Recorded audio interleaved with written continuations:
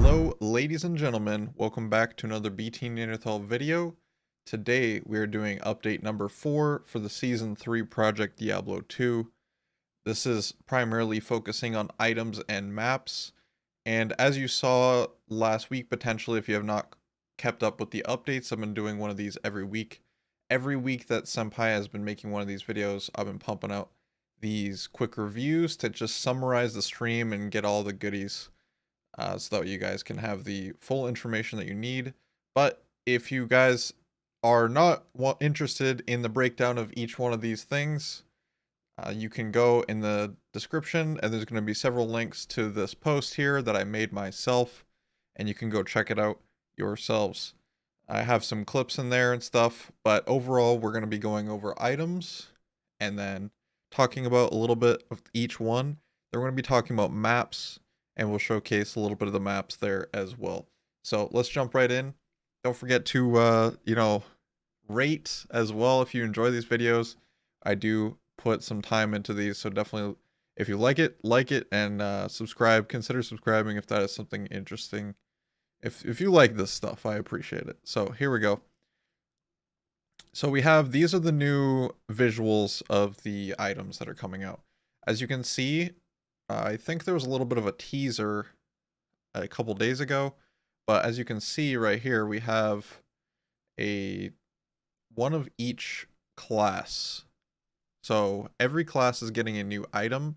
They seem to be for mid-game-ish, plus or minus a bit, depending on the item itself. Maybe some of them can transfer with upping to endgame, and we'll dive into them. But these are the visuals here. Again, links in the description here. Then we have Kalan's Legacy is the first one here. As I have here, we have some notes for this one. It can roll 1 to 3 sockets, I believe. And this is giving you Vigor Aura. And like I said, up to 3 sockets, so that's pretty cool. Again, this is only level 26, so definitely something to keep in mind of the availability of when this is available to you. So then we have Cyclopean, I don't know, man. Roar, excuse my pronunciations on this. So this is great for proccing Battlecry really during the fight, rather than, attacking and then swapping. It'll attack, with Battlecry during the fight. And we actually have a clip for this one right here. And this is what it looks like. So we have, he's leaping and proccing the battle cry at the exact same time. Same thing would work with like Whirlwind and other things that can proc as well. So there's a little demonstration of what that looks like. Then we have True Silver, which is the Amazon new item, class item. And this has enhanced, or I should go back real quick and just mention that this has Run Walk, Leap Attack, and Leap Attack Speed with Pierce. So it's like, this is actually very strong, and it doesn't necessarily mean it'll only be used early game. It has some potential. But anyways, now we're going over to True Silver, and it has that hacked white color, as you can see on in-game, kind of like the Death's Web and stuff like that. So kind of cool. This one primarily focuses on the physical attacks for the Amazon, like Jab and Fend, as you can see. We got MF, we got Crushing Blow, and then max damage based on character level. I believe this character was level 84, so you can up it. This is potential again.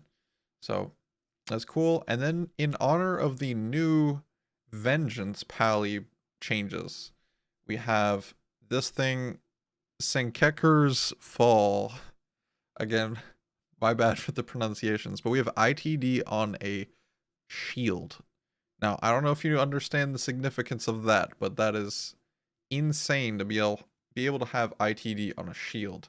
It means it frees up your weapon slot a little bit more, and ITD is technically like a jaw rune, right? If you want to put a jaw rune in your weapon, then it gives you ITD. In addition to that, we have, because of the Vengeance feel, we have the fire damage, light damage, and cold damage added to that.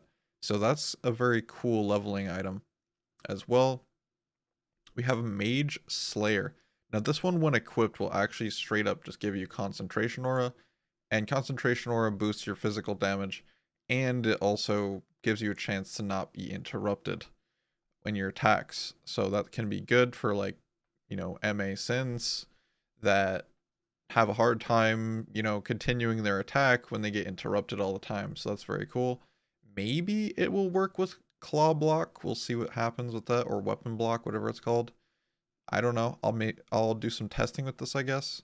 But we have enhanced maximum damage on this, so that's kind of cool. Again, based on character level. And this rolls from 3 to 6. Now, because it's a one-hand weapon, you can have 2 of them, and it comes with Dragonflight too, which is cool, which means you don't need to spec all the way down, down the skill tree on the Dragonflight, so that's kind of cool. We have Tempest over here. By the way, I will say that these graphics, just like graphically, these look amazing. So I'm loving the theme of all these items so far. So Tempest, we have kind of an early game ES build item where it procs not Holy Shield, it procs Energy Shield and Frost Nova when struck. So it's kind of like a safety build, but at the same time you can, I don't know, it's just gonna be an interesting item. It's an interesting item. I don't know what to say about this one so much, but I think it's kind of cool. You can go into Lightning a little bit safer, I guess. Some builds safer, Frost Nova maybe get some synergies. I don't know. It's a cool item, man. Lots of CC, lots of survivability on that. And then we have Quetzalcoatl, which is not Ryu Quetzalcoatl. That's a different thing. We have Gust, that is reduced by 2 seconds. Now, this is not going to remove the cooldown entirely. It will go down to 0.5 seconds, but it's going to save you a ton of points on Gust if you end up speccing that, which you will as a druid. So that is pretty cool. Another item. So those are the class items that we have there. And now we have this change as well. Doom Machine now has reanimate as Imp, Demon Imp, 8% chance. So as you're killing things, then imps are going to spawn in and kind of take some heat for you. On top of that, we also have one of the most interesting things I found here, which is Demon Machine's ability to cast multi-shot on striking. And I think we have another example of that right here, where we're shooting guided arrow, but every time you're hitting, you have a chance to shoot that multi-shot. And as you can see, you're attacking and having multi-shot procs here and there. It's not super common. I'm sure that, I don't know, I'm sure there'll be some meme builds from this. And then on top of that, if you're using multi-shot, it can proc multi-shot again. So it's just like, multi-shot, like it shoots fast if you get lots of good procs, right? Then we have Arm of King Leoric. And this thing basically just added the fact that you can now have 2 additional skeleton warriors and mages with King Leoric, kind of settling it in more to its actual build and play style and theme of the item of being summons, so it's kind of cool. And we have Endless Hail. I'm not sure if this was a change that was already implemented. I just saw this and I was like, that's kind of cool. We have O-Skill Strafe. We got Blizzard on striking. Maybe that was changed before, but I saw this and it was being showcased on today's stream. So I figured I'd show that. Kind of cool. And we have Treachery. So last week we talked about how Treachery was getting changed a little bit. We're removing Fade and then adding Psychic Hammer is what the skill is chosen to be. 35% chance when struck. So this can work either as an MA Sin, or you could put it on a mercenary and it'll cause like knockback and do damage.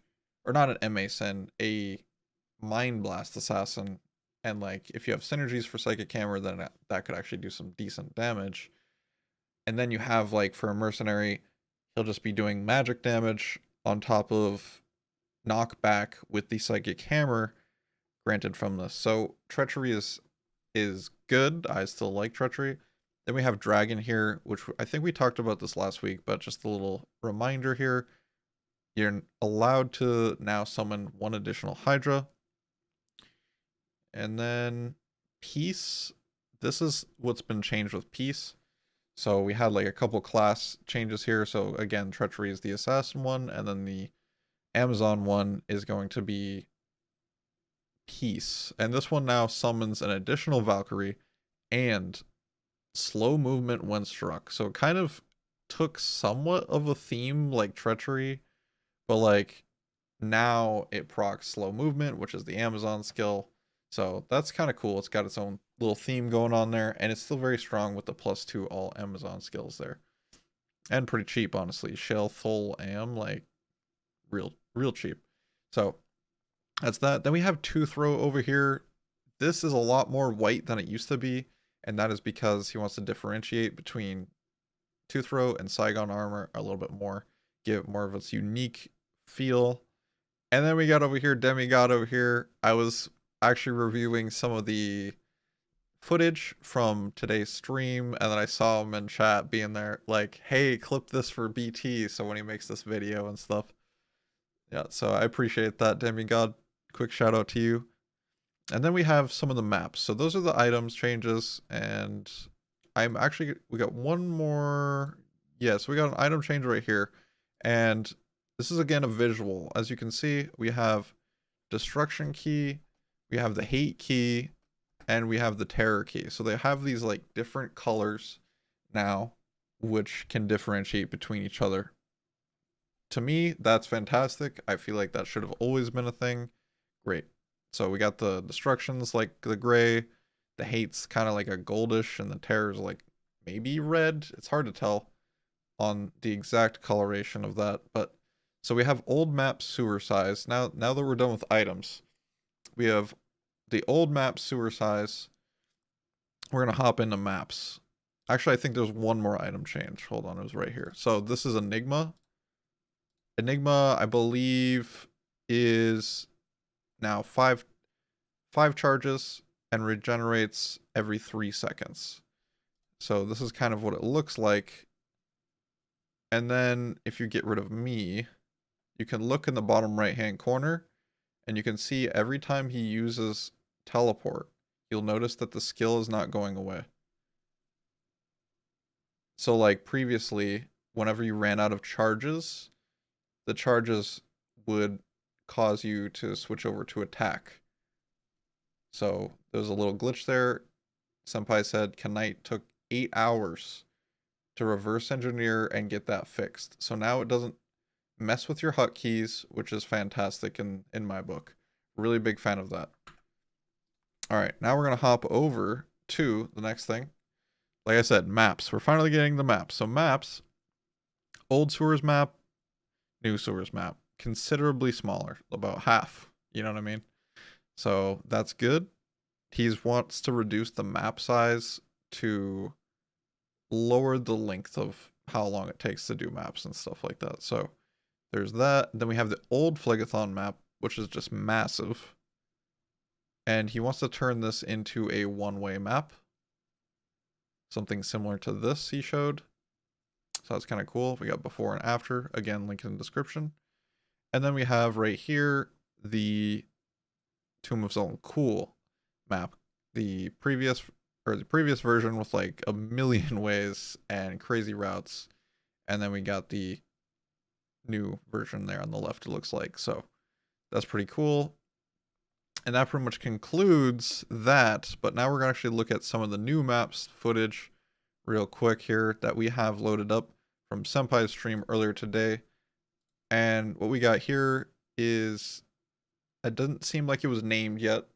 We have some type of flared dungeon mix with like spider cavern feel going on here. So it's like an Act 3 dark map. He said he wants it to be a really dark theme. I personally like the dark theme. It's kind of cool.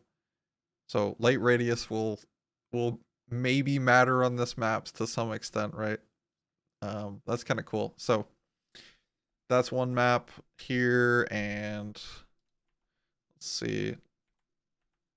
He doesn't really show the actual mini map. She was showing the mini map a little bit, but anyways, all right. I guess might be there. But you guys get the picture. It's got this cool theme to it. It's hard to see the actual layout so much, but kind of cool.